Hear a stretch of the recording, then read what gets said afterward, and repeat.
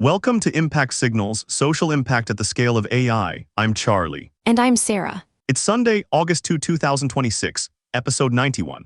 Today, early warning systems are moving from pilot projects into permanent city infrastructure. Manila's government is now forecasting street-level floods 2 hours before they hit. Cross River State in Nigeria is wiring an AI camera network into its emergency dispatch, and the United Nations is pushing wildfire prevention money to match the firefighting budget. We start in Manila, the Philippines, where Mayor Isko Morno announced the city government is now running an AI and drone flood forecasting system that gives residents roughly a 2-hour head start before floodwaters hit. What makes this significant is the resolution.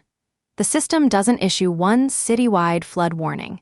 It flags which specific districts will flood, so authorities can order targeted evacuations instead of alarming an entire megacity every time it rains. The model runs on a millimeter precision 3D map of the city, using GIS, Geographic Information System, software called ArcGIS, calculating rainfall volume against land elevation and drainage capacity in real time.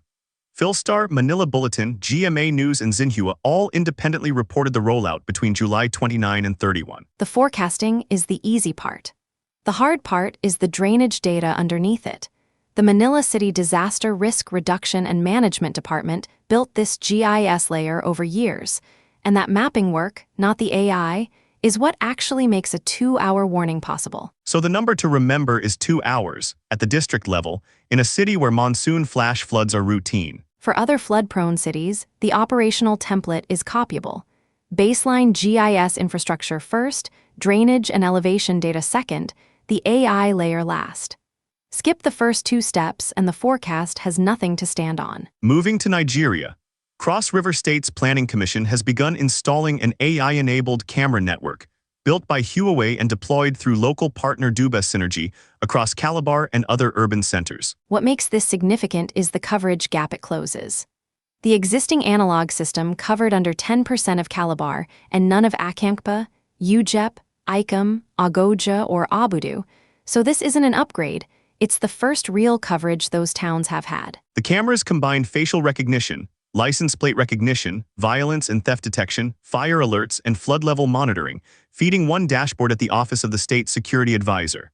Officials project the network cuts Calabar's emergency response time from over 45 minutes to under 12, and the rollout is expected to create roughly 120 local technician jobs. 45 minutes to 12 is the number that matters here, because in flood level monitoring, minutes decide whether a warning becomes an evacuation or becomes a body count. For practitioners watching this, the interesting design choice is bundling public safety AI with flood monitoring on the same sensor network instead of building 2 separate systems. Pivoting to wildfire prevention, the city of Irvine, California is expanding its partnership with Senso AI, a company founded by Newport Harbor High School graduate Ryan Honery, to install a wider network of early wildfire detection sensors across the Irvine Open Space Preserve. What makes this significant is the roadmap, not just the sensors. This follows a successful pilot with the Orange County Fire Authority, and the plan already names the next expansion: Laguna Beach, Newport Beach, and Crystal Cove State Park. Installation of the new network is expected to begin in early 2027.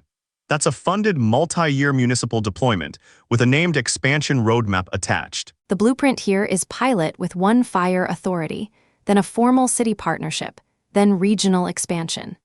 Any county fire agency evaluating a sensor network has a concrete adoption path to copy instead of starting from a vendor pitch. From one city's sensor network to the global policy case, the UN Economic Commission for Europe, UNES, is calling for greater investment in wildfire prevention, not just firefighting, citing more than 434,000 hectares already burned across Europe this year. What makes this significant is that it's an authoritative UN statement, not a vendor pitch. Fire agencies and donors can point to it when arguing for prevention and detection budget lines instead of reactive-only firefighting spend. UNES specifically named AI-powered fire detection, satellite monitoring, and real-time risk mapping as priority investment areas, pointing to AI detection systems already operating in Turkey as a working example. The governance question this raises is simple. Prevention money and firefighting money usually come from different budget lines entirely, and Irvine's story is the proof that the prevention side can actually be funded and built, not just recommended. On the disaster watch, the U.S. Geological Survey USGS confirmed a magnitude 6.8 earthquake near Udo, Japan on July 28 with a related magnitude 5.8 and 5.7 sequence roughly 190 kilometers northwest in China the same day.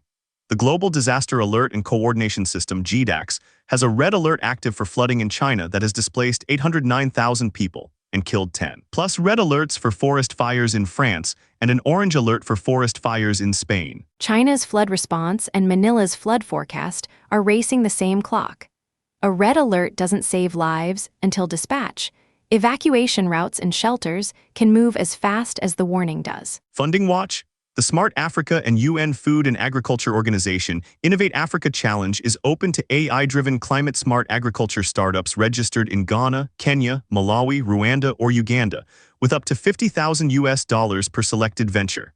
The deadline is August 31. The eligibility catch is the country list, 5 specific countries, not Africa broadly, so check that box first before building an application around this one. The thread today is early warning becoming infrastructure.